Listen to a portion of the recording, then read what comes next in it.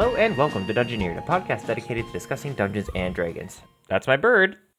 And you're supposed to say, and I'm Josh. You said that's my bird? And that's where I was supposed to come in? She flew. Yes, she flew off my stand. Did you not hear it? No, I mean, I heard a little bit of, I mostly heard your gaps in Aaron. conversation. And I'm Josh. Finally, jeez, let's do this. All right, so. Yes, I was the one messing that up. That was me. That was your fault, absolutely. And now my bird is freaking out. She's clearly she's anyways, energetic. So this week, normally I don't prepare for the lukewarm open. That was very loud. I prepared. That was very, very loud. This week I prepared for the lukewarm open, and you're going to be surprised. You're going to be very surprised. It's a controversial topic, though. Are you ready? Mm-hmm. Star Wars. Okay. Okay. First and foremost, we have to get this out of the way before we even discuss the real portion of lukewarm open. KOTOR is 1, the best 2, and games. 3? Yes. No. 1, 2, and 3, or 4, 5, and 6. Which one? What do you mean? Which group of movies do you like better? Are better? I think from a technical standpoint, 4, 5, and 6. Say what I think you're gonna say. No. But I was a child when 1, 2, and 3 came out. What about the Pallies? But no, I was a child when 1, 2, and 3 came out. So I highly enjoy those. I like Jar Jar. Okay, let me correction on that last statement. I don't like Jar Jar. Are you gonna be one of the I like both? Yes. But it was only because I was a child that it just felt like it was appealing to me at that age, which is really not what that movie should have been appealing to. And that was part of why it was so bad. Is just it was not written. Were you like well 4 when they came out? I don't remember. Yes, because you were 4. I don't know. I don't think so. That sounds too young. I was super young. when those came out. Which oh gosh. Star Wars Episode 1. My bird. I was 1 year old when the first one, The Phantom Menace, came out. But you remember. I do. No, I've watched those movies so many times, though. Well, I was hoping it wasn't going to be like a Lord of the Rings thing, where you're like, oh, I don't watch Lord of the Rings very much. What do you mean? I watch Lord of the Rings. I thought you're like not a big fan. You just like the books more, which is that was it. Take. Yes. Yeah, that was not a hot take. Yeah, 2002 and 2005. Yikes. And now you're one of those Star Wars fans who's like, I like both. Ugh, gross. I mean, I think everybody superior. Can, even the people who quotation marks hate 1, 2, and 3 can. I mean, if they're serious, they can laugh at the hilarity of the writing in 1, 2, and 3. 1, 2, and 3 are clearly superior. So not even a contest. Jar Jar, great character, evil Sith Lord. We all know. Yeah, he's an evil Sith Lord that's going to take over the world. That's amazing, and he's pretending to be this moron. Yep, brilliant storytelling. You know, it's great. You just can't beat 1, 2, and 3. But I do Especially really hate Anakin, sand. It's rough and it's coarse and it gets everywhere. You know, but truer words have never been spoken. Yeah, but there's a difference between true written words and writing for a movie. There's a movie, I think it's called The Room. The movie is called The Room. If you look at any scene from this movie, the conversations they're having are the most inane. Like there's a thing in screenwriting where each sentence and thing said has to progress the story in some way. You only have an hour or something, sometimes even 2 hours something, to get this whole movie and ideas across. So everything has to be moving and progressing the storyline. Not like in a book where you can kind of dilly-dally and kind of dwell on certain things and kind of expand things as you want. In The Room, it's so, like, I'm going to show you some videos when we're done recording, because it is hilariously terrible. But see, you also have to relate to people. You know what people can relate to? Sand. Sand being irritating? How many times have you gone to the beach, you climbed into your tent afterwards, and you have sand in your sleeping bag? Too many. Mm-hmm. Your silence scares me. I give you an relate to sand. Rough. But it's just like sand. Yeah. But anyways, Anyways. This debate has nothing to do with the lukewarm open. You're just being so loud. Come back over here. Eating my laundry basket. Yes, she's eating it. Anyways, but it has nothing to do with this debate. It actually has to do with the best part of the Star Wars movie. Can you guess what that is? I don't know. What is the best part of a Star Wars movie? No. Sounds like If it's you were the to take beginning of your a riddle. joke. Best educated guess. Best educated guess. Lightsaber battles? Come on. You think I got it. I got simple? it. Trade discussions. Best parts of any Star Wars Okay, movie. but that's pretty good. That's pretty good, but that's not what I'm thinking. That's not what I'm thinking. You got one more guess. Scenes where you have to sit in front of the council. No. Pod racing. Oh, pod racing. Okay. How do we would put you pod racing in D&D? How would you run pod racing in D&D? Now, it doesn't have to be like machines or steampunk machines, which would be pretty cool though. But any kind of magical like enhancement on your horse. How would you run it? Magical. It's a racing, but you have to. It's like all the riders are spellcasters. They can cast any spell as long as it only affects them and their steed. So some people do like reduce on themselves. Other people enlarge their steed. People cast haste or long strider in a D&D. I don't know. Before? I don't know, but it makes sense. For some Just give them for some reason, I feel like it has. I've never heard it, but yeah. So like they can only cast it on themselves and on their whatever mount they have. They're definitely. I turn into an eagle. Can't catch me. I think it has to be on the ground. I think the thing has to be on the ground. So you can't cast fly and get a 60-foot movement speed. It has to be like long strider or haste or I don't even know if you would allow teleports. The whole crowd. I think it has to cross these certain things, and so you can't just keep teleporting. So like there's like rally marks where you have to hit. The easiest answer would be like hypnotic pattern, and then everybody is just. Well, no, that's what I said. That's why I said it cannot affect the other racers. It has to just be you. You and your mount. You can affect them in any way. That's what I was saying. Yeah, haste, long strider, anything that kind of makes you move quicker. I think you can even. I do like the idea of. I like the idea of like movement hindering spells towards other people, like the growth, like the difficult terrain spells that make terrain difficult, or like. See, I think that would be okay. As long as it's not like damaging. I think the big thing is, but that's the thing. I think there's already that. I think the part of this challenge of this race is that there are obstacles they have to overcome. So some people, they don't go the speed route when they're boosting their animal in them. They do like I forget what it's called, but like you choose that like there's like 4 options of like animal, like cat's grace and like bear's strength and like all these things. Enhanceability, that's one. And so some people cast enhanceability to make sure that their animal can overcome these whatever obstacles are in the way, and like so people can do it. Would you make like there be checks and stuff, like athletics checks? Yes. And stuff Oh, for sure. There'd be athletics check. There'd be strength checks. There'd be constitution to make sure they can keep moving. Like all these things. I have actually run pod racing before in my campaign, believe it or not. Pod racing or like just animal racing? Almost pod racing. It's almost pod racing. I called it sky sail racing, and essentially you're like, have you ever seen through the tunnels? Through the tunnels in through the tunnels in Raven. Okay, yeah, you did talk about this on the podcast before. Yeah, and what I did is I like made people do like piloting checks, athletics checks, stuff like that as they go through these tunnels. Mm-hmm. And it's funny because I gave what I did is I like made a big chart of like stuff you can put on your sky sail. So I had like saws that you could put on the back of your sky sail to like cut people's sails. I did like harpoons that you could like pin them to walls. It was crazy. That does sound terrible. I made like a ton of different sky sails, like their names and like the people who piloted them and like personalities and stuff. It was crazy. Interesting. It was actually really fun. The party didn't do it very much. They only did it once, but yeah, it didn't work out well. They were gonna do it more, but then they got into a whole lot of trouble in the city for many different reasons. But yeah, it was super fun. Mostly the DM. That's the biggest reason. I had like a sadistic, like creepy person, and he like attached hooks. A Sebulba. Just say a Sebulba. Well, yeah, sort of.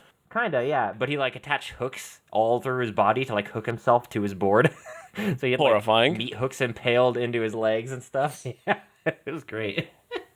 Well, I But I think do I'm going like to the cut it idea of here. like I like the idea of running horses though with like spells. That'd be really fun. Yeah. Yeah. No, I think I'm going to cut it here It because actually reminds me. No, no, you're not. No, it reminds me of. Have you ever seen the episode of Pokemon where they do the Oh, Pokemon gosh. races? Where there's like a guy on an electrode, guy on like I think vaguely. Oh man, that is like that. vaguely hitting some sort of ancient Throwback. memory that's hidden in my memory banks. I'm like, I vaguely remember a dude on a Oh, Voltron, boy. and I'm like, what is he doing up there? How do you sit on a ball? Yeah. That doesn't make sense. Good times. Good times. Okay, we can. They're end like, it there. I love the animators. Like, I know. We're gonna do a Pokemon race. You gotta have someone on a Voltron. Like, He's riding an what are you gonna electrode, do don't if you worry about don't?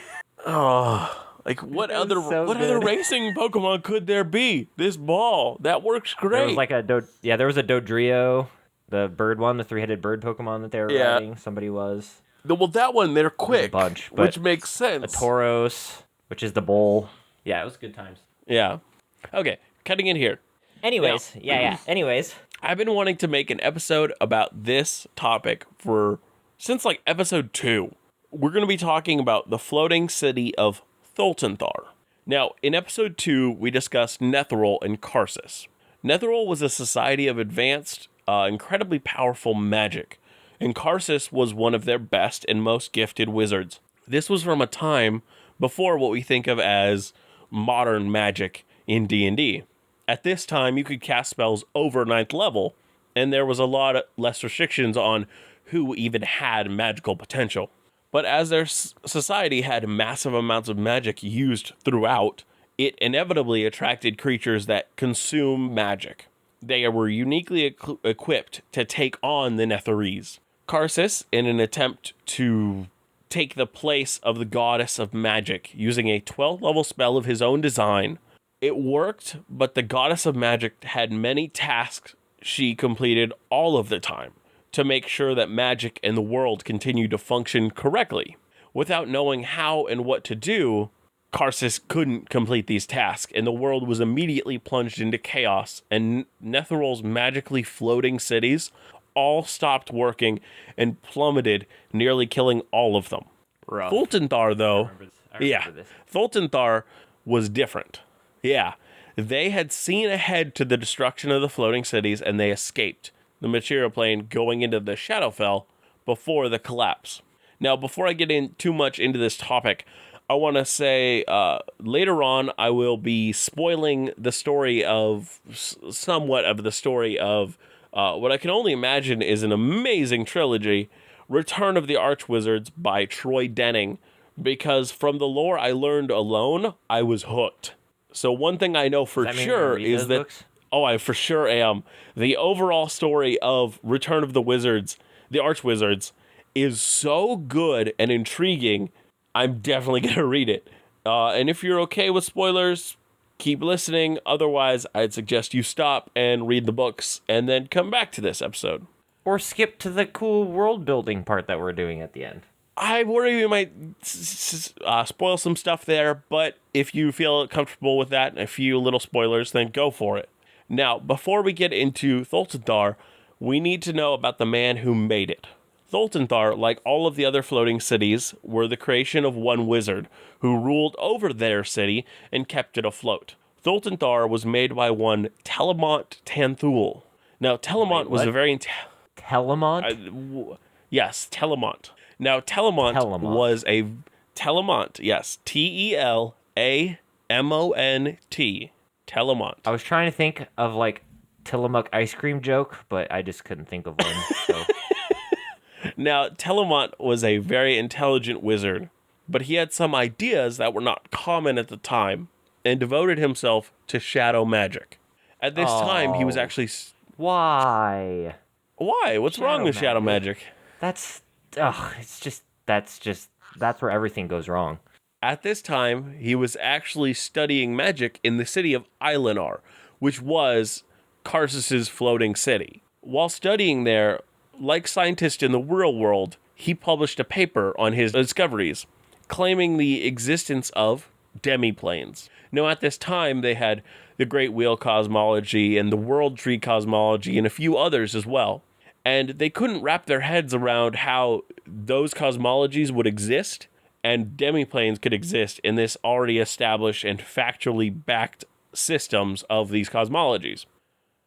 Wow, Now, D&D lore goes real deep. a good way to like relate this to real world, to like think about this situation, is like Galileo's historical discovery and claim that our solar system was heliocentric, meaning that it revolves around the sun. Now, at this time, the Catholic Church was in charge and saw that as a direct competition to their beliefs, which they had associated strongly with the geocentric view, meaning that since the Bible's here and about us, and the Earth must be the center of our solar system. Galileo was shunned and was considered heretical, and actually after publishing a paper defending his stance, he was put under house arrest by the Roman Inquisition because of it. Telemont Tanthul, I was there. I remember that. Telemont Tanthul was not treated any better and was pretty much exiled because of it. Now, yeah, I was there for that one too, actually. I remember that really well. Me and Telemont go way back. Yeah, we go way back. We used to sit and enjoy a nice cup of tea. Now, it was good times. Carsus believed and in then the he came out with this theory on demiplanes. Now, Carsus believed in the advancement of magic and science. So he granted Telemont, who had earned the moniker of Shadow for his studies, asylum and the chance to continue his research. Telemont gathered other and if I remember correctly, because I was there for this story, this doesn't end well. It ends pretty well. Dang it. I thought I had a 50-50 chance. No, shadow magic does not mean badness. Shadow magic's actually pretty good. Now, Telemont gathered other researchers shunned like him to aid him, and they researched for 11 years before they were prepared to publish. And with Carsus's blessing, they published Shadows, the palpable cohesion of formless corporeality. In this work, dude, D&D lore is way too deep. It's so good, dude. It's so good. Oh, I love all of this. I had so much fun researching this topic. Like, it was so much fun. In this book, I will say the name again because I love it. Shadows, the palpable cohesion of formless corporeality.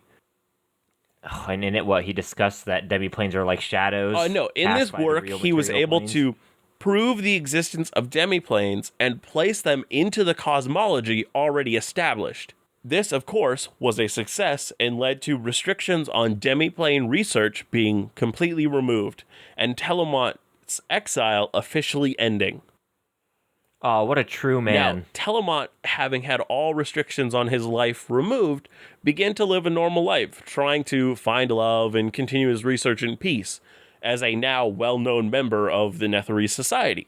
It was even stated that his school, where he published his first paper, which actually got him exiled, had its attendance jump 30% when his second paper was published, purely because he went there. Wait, did you say 32%? 30%. They even have percentage points that he grew because of... Oh my god. No, that the school got the attendance jump was 30% to the school. Like yes, dude, D&D lore, man. But like, holy cow. They're literally thinking, so what would happen to his school? Yes, it's amazing. But no, so these are because a lot of these stories happen in books.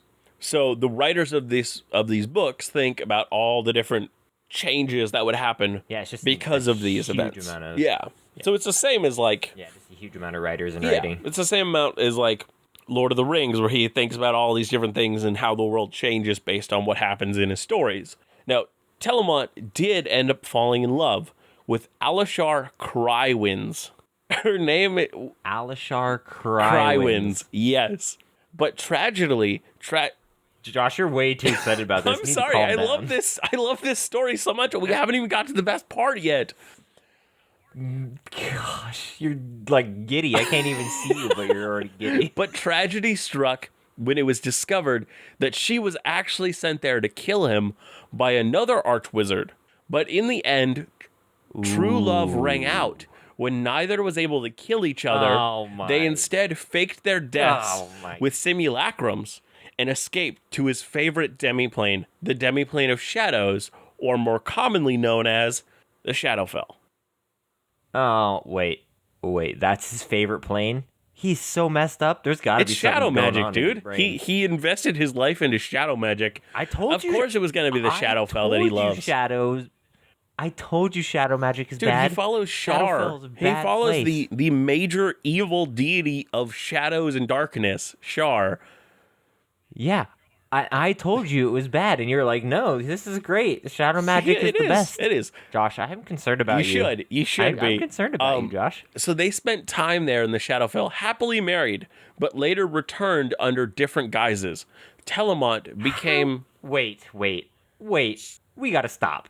Happily married in the yeah, Shadowfell? yeah, What yeah. the? It's Like, what are they doing? dude. Like, talking with demons and There's death monsters? there's Like, death what monsters. the? There's not demons there. I mean, I'm sure there's a few, but And they like, oh, hello, my death puppy. Telemont became This is great. known as, and his guise that he hid under was Wait. the Lord Wait. Shadow. Wait, is there like happily married, like at the end of a dark, horrible cul-de-sac with terrible, disgusting wood and a rotted picket fence? Like, is that what? I'm not sure. I'm not sure that how what they they lived lived. like? And he created Thultanthar when he returned, and he established it as kind of like a mid-range city in Netherese. It wasn't one of the best. It wasn't one of the worst, and so it didn't draw attention. Before the destruction of It was just right. Karsus's folly, the Lord Shadow, Telemont, teleported the city to the plane of Shadow mere days before the destruction. When Telemont went to return the city, he had trouble getting the city back to Netherese. It ended up taking about a week before he could successfully get them back. And he saw the destruction of all of the cities fallen. And he made a logical assumption that it was wrong. It was wrong, but it was logical. He blamed their enemy, the Faerûn, for all of this destruction. Him and the city stayed for a few days searching for survivors, and he planned to seek vengeance. But inevitably, he realized that it was foolish. With one city, he could not defeat all of the Faerûn, and in the end, returned to the Shadowfell for protection, vowing one day to return and rebuild the empire. Now, since this city was heavily involved in shadow magic, as the lord and creator of it was, the clerics of the city were pretty much predominantly Shar worshippers, as was Telemont. After the city's return to the Shadowfell, the clerics of Shar were able to divine the true reason for the destruction of Netherese, seeing Karsus and his poorly planned out spell and how it destroyed everything. Since Shar was a tricksy god, on her whim, they were only allowed to tell the noble families in Thultanthar, and they could not tell Telemont. So he continued to believe that the Faerûn were responsible.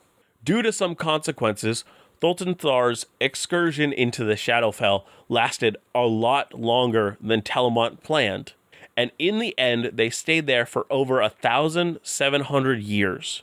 In the Shadowfell, they had to battle a lot of shadowy evils of the Shadowfell. Over this long time, the denizens of the city became more and more attuned to the plane of shadow, like many of the other inhabitants, such as the Shatterkai. These attuned citizens of Thultanthar were in the end given a new name for their race. They were called Shadowvar. But the rulers of the city, mainly this consists of Telemont and 12 of his sons, they became something greater. They turned themselves into full-on shades, fully attuning with shadow and granted power over and from it. They became known as the Princes of Shade. They would also do this process for any who served Shar in the city and proved themselves worthy. Now, I just want to say here, as I was researching all of this, I just kept falling into deeper and deeper lore pits, finding amazing people. Like, I want to dive into Telemont's family so bad. Their stories are really interesting, but I'm not going to be able to do all that in this episode and still have time for our homebrew section. No, we have plenty of time. So I'm going to 3-hour-long kind of rush to this last part. So my favorite so far was his youngest son, Melagont, who tricks an elvish mage named Galeron Nimedu into releasing the Faerûn onto the material plane again. Now, if anybody, I would suggest this highly, look up a picture of Galeron Nimedu Like the one on the Forgotten Realms, I posted it in our Discord, Aaron. Wait, He is I a have stylish to look and see if man. your claims are correct. Is he truly Like, stylish? he is looking good.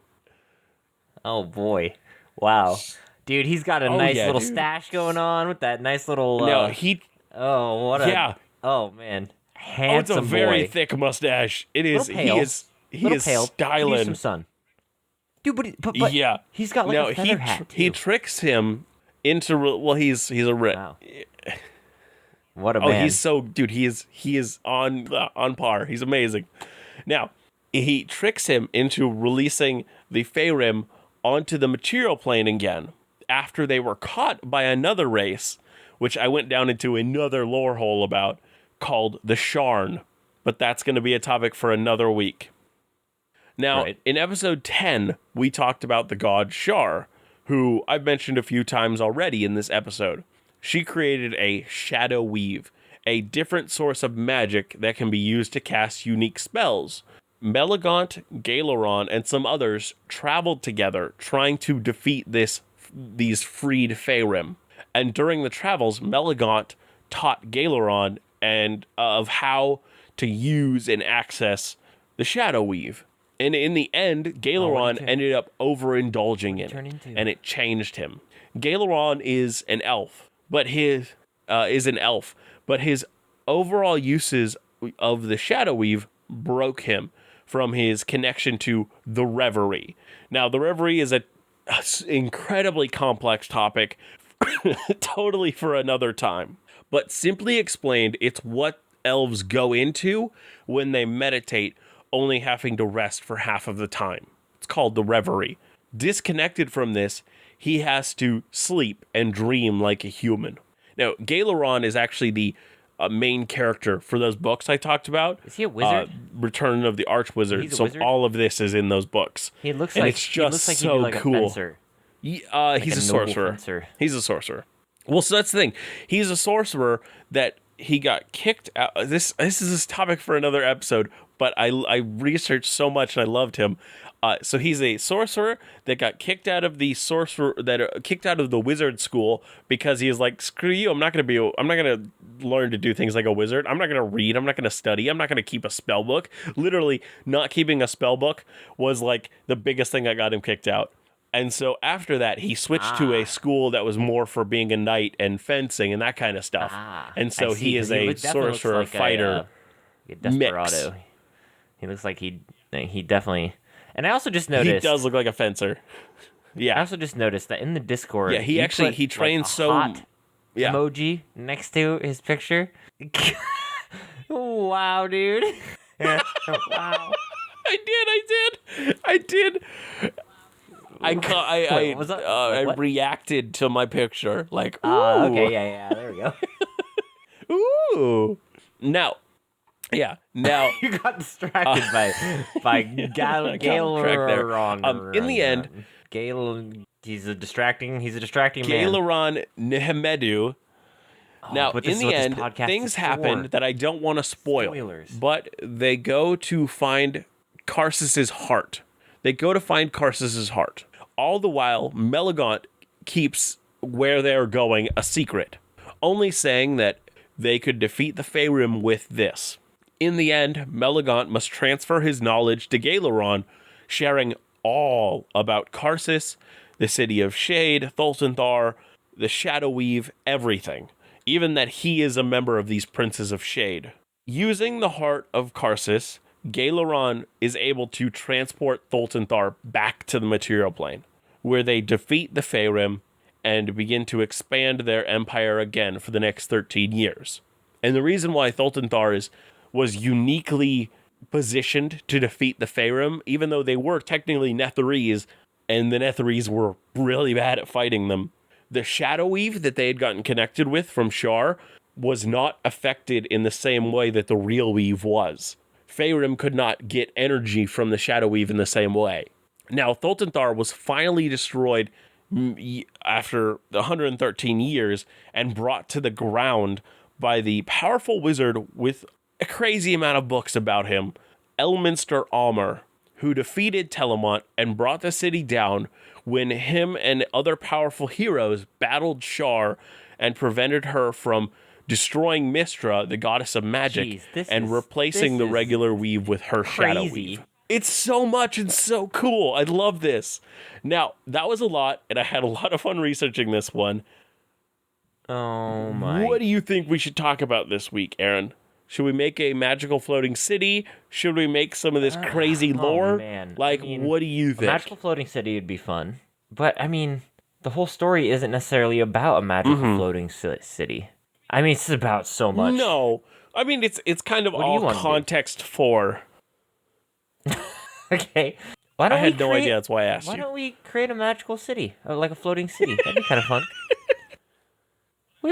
Okay, we haven't done that yet, right? Let's create a magic city. That's what my original thought was. However, I'm thinking something a little bit different with this. We haven't. Tiny bit different. Are you open to different? Okay. I think we should make it know like a cool what you're thinking city. Before I can say yes or no to that answer. Like a city that floats throughout the clouds but is completely abandoned and like pretty much just open and left to history. Did you say Is there a goose? Yes. Is there a goose who poops golden eggs? Yep. And a beanstalk that descends from the ground, descends from the city to the ground. It's too late now. Well, so okay, so I say what we do is we create a bunch of floating cities, like not like we don't have to go super into detail, but we create like a reason why there are floating cities.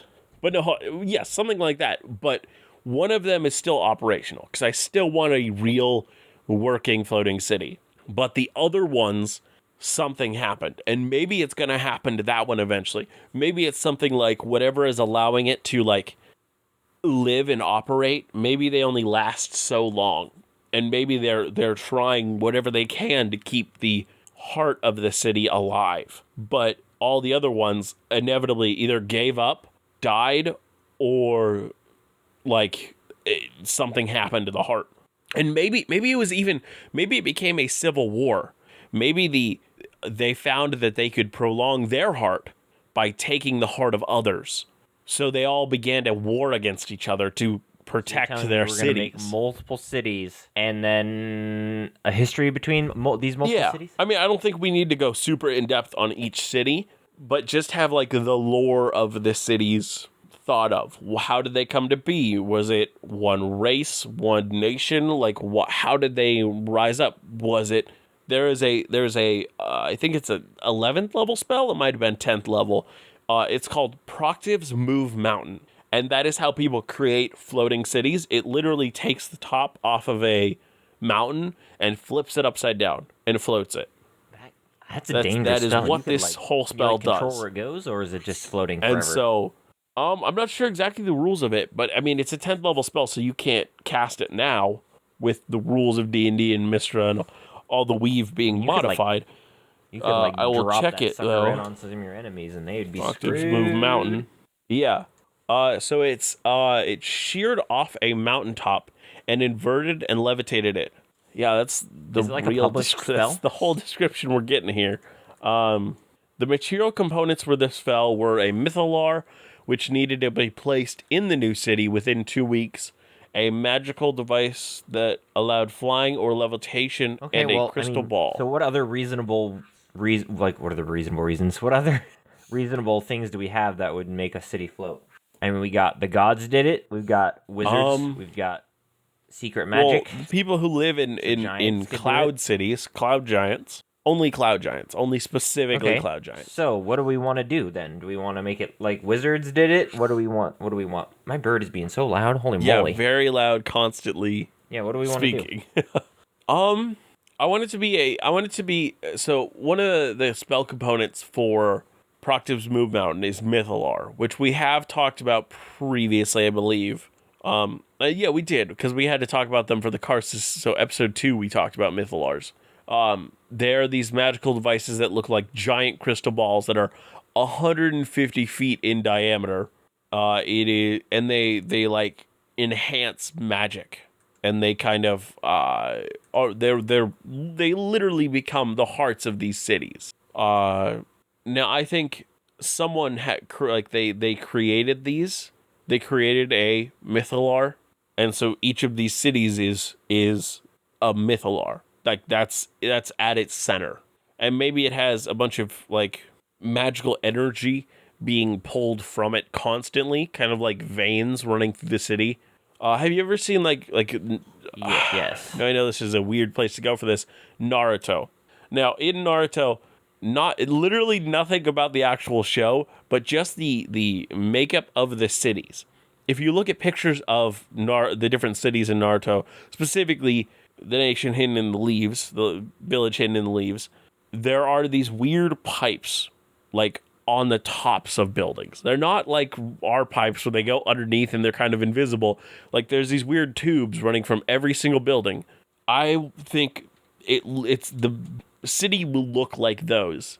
And they have these pipes that run magical energy, kind of keeping everything afloat. Maybe it's even maybe it even goes to specific like wizards and that are all casting fly or There's something. Okay. some There's like I don't know. a couple things that I'm thinking. One, I'm thinking there's some sort of, which just kind of ties back to the objects you were talking about. I can't remember the names of them already, but there's some sort of like object that keeps the city afloat, like some sort of relic, ancient something. I also like the idea of like. And this is gonna sound weird. Ooh, Okay. Okay, idea. You had an idea? What is Okay. it? So far we have 3 gods that are inert, that have been changed. We have the corruption, we have the giant tree, and we have the giant titan. And they've all been kind of like defeated in a way, and now they are these stationary things. Maybe there is some innate holy energy or some sort of energy off of them. Maybe someone literally took the giant tree god's body. It is the giant tree, and it is what is kind of wrapped around this 'cause one of my mountaintop floating. And so in the middle of one of these cities is literally this giant tree body. Maybe another one is the giant titan. Maybe the other one is like a part of the corruption that's kind of being held in this containment, and maybe it breaking free or corruption coming for it could be a cool like giant tree story that moment somehow is keeping the city afloat, thing to develop. which I think would be really fun. But I also really like the idea of going a little bit like advanced technology steampunk. I like that too. But do we want that in our world? But, I would mean, say like, that like maybe the next idea- world we go I like the idea steampunk. of it like being lost. Like there's no like just ancient lost technology, a very tropey idea, but of this like city that's floating in the sky, and then all of a sudden, I mean that's also kind of anime-esque. What's that movie? There's a movie, a Studio Ghibli movie that's like that. But anyways, I think that'd be really fun too. Or, I mean, Yeah. we could. But yeah, ancient technology is a fun one. Like Thultanthar, that literally was raised in ancient times, and just because it was preserved from the destruction of magic by going to the Shadowfell, when it returned, it could still float because it never dealt with the destruction of magic. So yeah, it like, always I floated. like It that never kind of fell. stuff. And I also love one of my favorite campaign ideas is to like go up and have to explore one of these. I think that'd be so fun. Like going in through this like old ruined advanced city. Okay, interesting. Okay, so here, this is my idea for this then. Maybe we don't flesh it out. Maybe we let, if somebody wants to use this idea, they flesh it out inevitably. Eventually they will. But as of right now, there are, as you said, 7 cities. They're all floating. They are from an ancient civilization that has long since disappeared. I don't know why, I don't know how, whatever it is. The magic that they use to get these things, these cities to float, is still working. And maybe I like the at the center yeah, of each I of mean, them is a giant tree. The magic that is doing that is so far gone Okay, that wait, nobody wait. knows I have an any, idea. like, nobody could copy that at all today. One of the cities has been taken over again by powerful idea. wizards, and eventually it has grown into a city again. But in this city, they are still studying how and this why makes me this have an works. idea. Why are these floating still? So we originally created What is your idea? 7 like base races. So what happens like when the world? So what would we do if like Yeah. when the world collapsed, these 7 base races, the ones that were still trying to stay true to their unique purposes, like somehow brought their cities up into the sky. And I love the idea of them being 7 unique different things based off of the 7 different races. Oh, interesting. So So like the Dragonborn city has like a dead dragon in it, and his like essence, okay, yes, that's okay. I love this.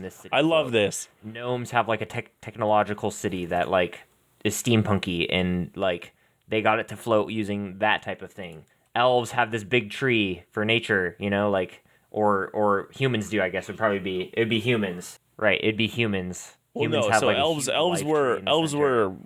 yeah. Yeah, humans would have the Well, I tree. guess elves would.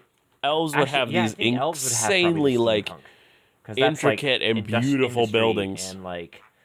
and then gnomes would have like ancient Yes. magic. Yes, that's who I was. Yes, I was like gnome. Okay, yes, because gnomes we had were the kind of researchers and whatnot. Well, I picture theirs Dwarves being would like a have an floating incredible mountain, like literally stone city of floating mountain.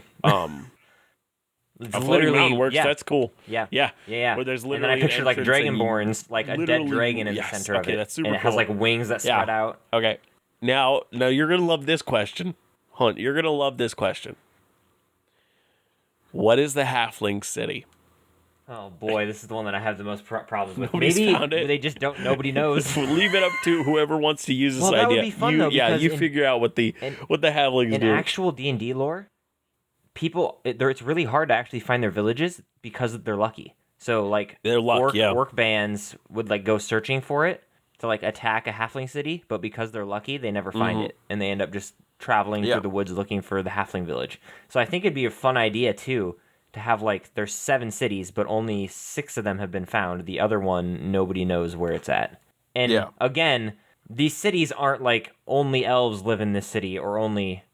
I picture most of them even being abandoned. I like the idea of maybe one of them being like inhabited by wizards, and they're like the gnomish one, and they're Yes, like that's what I was trying to saying. They figure out tried to figure they out got how the all this works and how they all were abandoned at one point. Right. One is just One is being being- taken over, and Yeah. I like to think of it like the game Control. In the game Control, there is a group called the Federal Bureau of Control, and they kind of study supernatural things. They have taken up residence in what's called the Oldest House. It is literally just like a giant business skyscraper that is a haunted house. And so part of what they're doing by residing there, having their business there, is that they are trying to understand it while they don't understand it at all. And so it kind of is almost like things happen in it that they're like, it almost feels antagonistic against them, but it's just because they don't understand it. I also love the idea of one of these cities having like the wizard city, the one that the wizards are in that are like trying to figure out how it runs. I love the idea of like having like delving missions that they send in. There's still like weird. I don't know if I want to do like guardians or like magical entities, but like there's stuff inside that are like Yeah, so what I think attacking is and that killing each people of these too, so, like, cities it's was dangerous, and, raised like the party would have to by like delve down inside. the gods that created those, because this Right, trying to- 7 that we the created. last-ditch effort to that also, I preserve don't think it was their part even of a the ditch balance. effort. I think it was literally like they have people inside each of those societies that still held true. Maybe they were like, I don't know, they were just super religious or whatever, but they held true. And they were the last beacon of the what their race was, quotation marks, supposed to be. And so they were like, we're going to separate you and save you. Right. And so they each rose these cities. Maybe there's only 6 cities because the 7th is halflings, and halflings don't even have They one blamed because they ruined halflings. it They all. didn't raise Wouldn't them. That Yeah, make that sense? works. Yeah, they don't Yeah. have one. Maybe the gods of They them were the last were race to be shunned. created, that kind Oh, of, okay, like- okay. The gods who created them were shunned afterwards because all the other gods blamed them for destroying the balance. Yeah. And I like to think that Destroying the those chain of gods, balance. as now mortals, they're mortal, but they live forever. So they're mortal as in they can be killed. They now live with the halflings. And the halflings, like nobody in the world knows where halflings are. Like there are halflings that are kind of dispersed throughout the races, but there is still like, there's like tales of a hobbiton, of a halfling home. Maybe we like it's a stick to mythological 7. story. Maybe we stick to 7, 6, but the halfling one was raised at a later date by these gods that were essentially shunned to make their own society, and nobody's been able to find it since because of this like luck in this like. The people, the world believes there's 6 because they have all like the religious documents that say these gods raised 6. Actually, as you were saying, the 7th one was raised later. It does exist. It's just it's not common knowledge that it exists. No, and as you were saying with the halfling luck, people haven't found it. Okay, no. Okay, yes and no. Okay. My idea, and I think you're gonna like this, is it's canon that there are 6 cities. Okay. Those cities. Okay, I like this idea a lot. These 6 cities were all abandoned, and they formed them together all formed one last city, like called Harmony or something, and that is like the perfect one. And it still exists today as the perfect balanced place, but nobody knows where it's at. And it has all of the 7 base races, but it exists in perfect harmony. No, I still want this to be made later, and I still want the mortal deities who created the halflings to exist there. Yeah, so what I'm thinking, this is what I'm thinking. So these 6 cities failed in becoming balanced. So all of the gods raised theirs thinking so. The 2 that were shunned decided, why don't we combine all these races to create the perfect balance? And they achieved the perfect balance and hid their city away forever. Yeah. And so these 2 gods that ruined the balance actually achieved their balance. Now I want it to be halfling folklore, like halfling, like a what do they call that? A verbal history. I love the idea of where the halflings know there is a home for them. Like there is this place, this mythical place where halflings are welcome. Like this thing that they all talk about, and kind of maybe it's even become everybody really blows it off and like haha yeah, or maybe like there is kind of like words in their culture and different things that kind of are built around this without actually believing in it, like how our language has changed based on the heavy influence of Christianity and things like that. The other races live there. I was just thinking of how, like, I never like to have everything in the world be unknown to players. I like to have like little hints sprinkled in different places. And so by having like one race or like maybe it's one location, everybody in this location kind of has heard the stories of this place, and it's become a part of their like lexicon. They're part of their words and culture they use. In humanoid society, there's a tale called The 7th City, and it's like a child story of like, when you're sad, remember that there is a 7th city. You know, like look to the 7th city. Where like there's like there were 6 cities before the 7th was, you know, like the 7th perfect one was created. This like kind of like kids story. When you're having trouble sleeping, count your cities. Right, that type of thing. And so there's always this reference to a hidden 7th city, but nobody knows where it is or nobody thinks it's real. Yeah. And I love the idea of like halflings, because their gods are like shunned. And their gods were the ones that created this 7th city. Halflings have this like weird, I don't know if I want to say tradition, but they have like a I guess tradition of like celebrating the 7th city, to give even more hints. And so I think it'd be like really fun. And so your party would like go through like city hopping through these like 6 different cities, searching and then for the 7th city. Search for the 7th city. Now I don't know what you would like. I don't know how you'd run that, or what you'd create as like problems.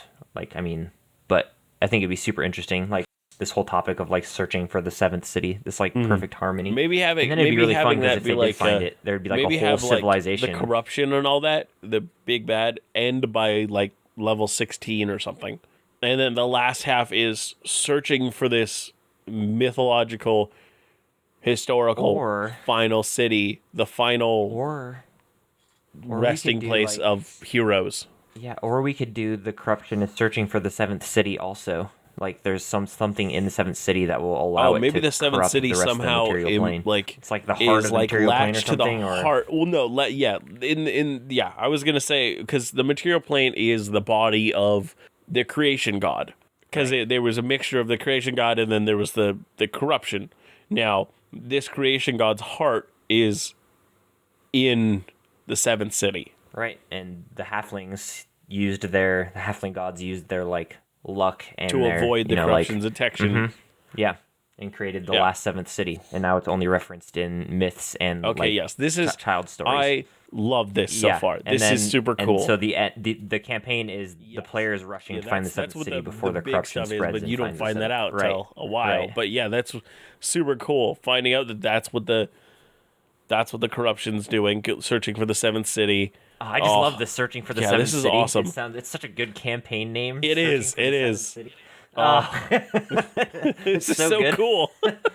Man, now we have to run a campaign with it. Some of these weeks we come up with stuff that's so awesome. I'm just like, this is amazing. I love this. Yeah, the search for the seventh city. Shoot. Okay. So we have the elves. We have shoot is right. Oh man, we have elves, dwarves. What does an orc city look like?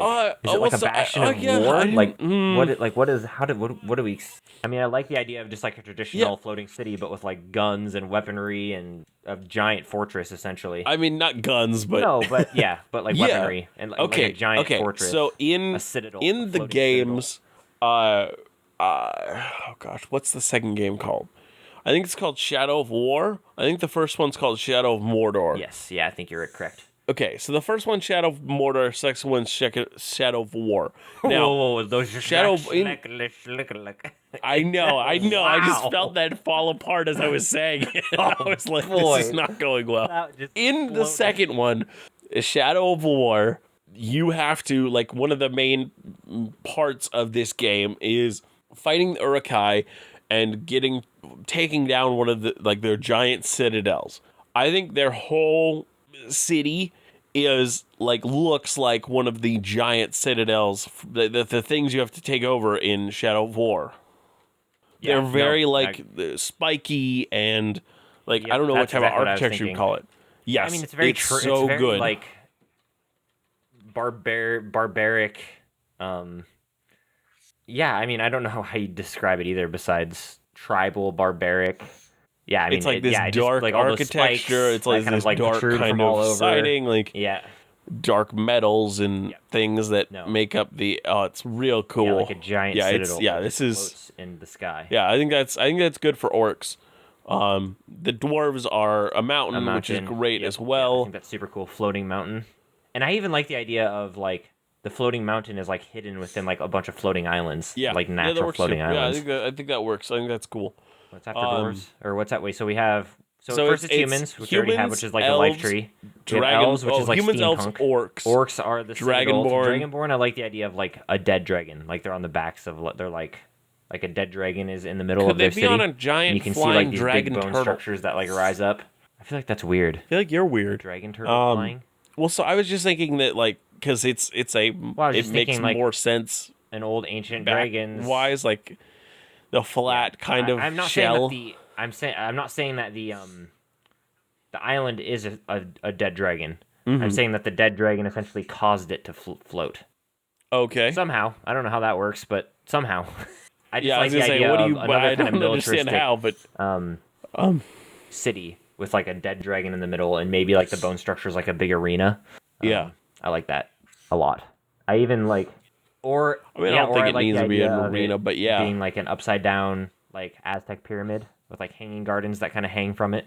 I think that'd be really fun too. I think the dragon's a good one for Dragonborn, even though I will say this to anybody who knows the lore, that Dragonborn and D&D absolutely despise dragons. Yeah, well,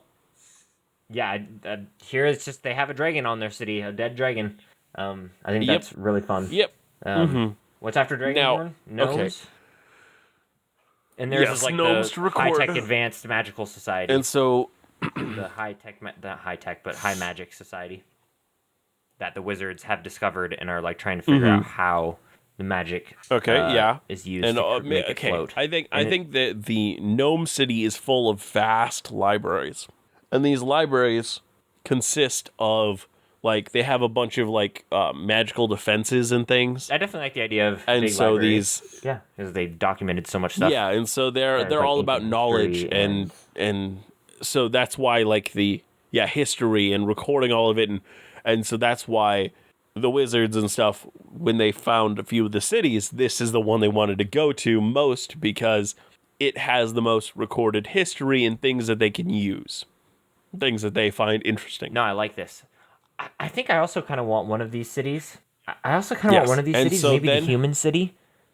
Yeah. People are like trying to resettle it, like because I really like the idea of like Well, so that's an what I was thinking. airship I or was just something. thinking that it was mutual. So they were quotation marks resettling, but there was also wizards there. Yeah. Like wizards Yeah, are like I studying, like the idea of but people are trying to live it's there. like almost like people trying to they're settle trying to Mars retake now. this. Not that dangerous, They're trying but to what I'm saying is like you can take the next airship to like city number 4, like like that type of thing, and restart your life. Yeah. Like And so that's what I was thinking. So I think it Oh my started gosh. as like researchers because they were the only ones who would pay to go there. Then all of a sudden there was a constant like not merchants, but I don't even know if it's traders, but just shipments, like supplies being shipped there. And so people began going with the supplies and being like, hey, like, can I set up here too? And then they'd be like, yeah, sure. And then eventually it just grew and grew and grew. And we might add this, we might not add this. Okay. But I also really enjoy the idea of maybe like the Orc Citadel or something being a place where like they've dumped prisoners. Interesting. Like an Alcatraz, but a floating city. So, okay. Oh, absolutely. Is it guarded? Absolutely. Like, Absolutely. are there guards? Okay. I do like that idea. Is it too. okay? Is it more okay? Now the question is: it more like in Australia, or is it more like I in see it Alcatraz? probably more as like an Alcatraz than in Australia. So it's not but- going to develop into anything No, but it's afterwards just like because they've been separated yeah, it's from like their. It's the one of the cities that they've managed to like. Yeah, and they just. Now, which city I don't do know, you I was think thinking that the Orc is? Citadel. Do you? It's like Okay, or do you think it's the gnome? I mean, the dwarf. Oh no, sorry, the dwarf is the mountain. I would Dragonborn keep one? thinking that it's a stone one. I kind of like the Dragonborn because you said there was a Well, I like was thinking fighting like the pit dead there. dragon bone structure. This would be a terrible, terrible Oh, jail. it'd be great. Like Oh, they but would it'd they be would treat great. their people Yeah, you have, terribly. like, But they throw them in like the they fighting pit. and Yeah. slavery Oh, and yeah. like it's terrible. It's like it's like a Yep. Legion camp in That's how I Fallout pictured New it. Vegas Yes, type and stuff. They've settled this city, by essentially they throw prisoners like Yeah. murderers, and they just like throw them into this city. Oh yeah, I think But we again, have. I'm not sure if we want to keep that. I think we but- have all the cities. We got the human, elf, orc, dragonborn, gnome, Yeah. and Now, halfling. the question. I think What else that's am I it, right? missing? Human, elf, orc, dragonborn, gnome. Oh, there's one more that we're missing, right? So we have dwarf. 6. Did we get the So dwarf one? that's- Oh, yeah, we did. Did we? No, I think that's what I was missing. Okay, so gnome, Yep. dwarf, Yep. and then halfling. That's what it is. Okay. Well, I think now that we have all of them and we've kind of made this and we thought about the awesome, awesome story that we have, I think I'm going to call it for Yeah. episode 25 Yeah. of Dungeoneered. Been a long time coming already. Holy cow. Yeah. Wow. It's been a long road getting from there to here. Oh my. Okay. It's been a long time. But No. my time is yep. finally near. I'm sure you will. I will Yep. see my dreams come alive at last. Sure. I will not. touch the sky, and they're not gonna hold me back no more. Just to end the episode. All right. Just to end the episode. Now, if anybody gets that reference, you're great. Thank you.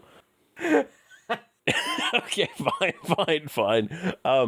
Thank you all for listening. This has been actually really fun episode, and I hope to keep looking into more Thultanthar We're gonna have lore like 10 in episodes future in a row of episodes you because talking about I loved this. speaking I had so sorcerer much knight, fun. dude.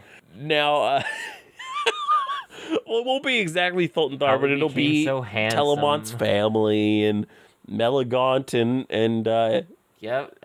yeah, Galeron, yeah. Well, thank you for listening. Remember, always be the sharpest barrel in the bunch. See you next time. Bye. There you go.